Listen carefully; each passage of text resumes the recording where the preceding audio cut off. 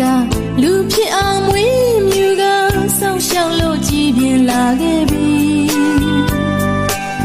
မိဘတို့အရေးသည်သားသမီးတို့ကိုယ်ကိုရဖြစ်သည်တုံ့ပြန်တဲ့အတိုင်းအစာရဲ့မနီနှလုံးသားချင်းနိုင်ရှင်ရမဝုန်းပြီသားသမီးတို့အချစ်သည်ရေပေါ်မှာအယုံရည်တဲ့ပကြီးမိဘတို့နှလုံးသားကစီးစင်းတဲ့မြတ်တာရဲ့ကြီးညှို့စာပွေလို့မမီမိဘတို့နှလုံးသားကအနိုင်မေးတဲ့မြတ်တာရွှေကြီးညှို့စာပွေလို့ရဲ့မပြီးစင်လေးနှလုံးသေးဘုကစုံနေစီးလေပြီအသက်နဲ့အမျှစီးစင်းနေ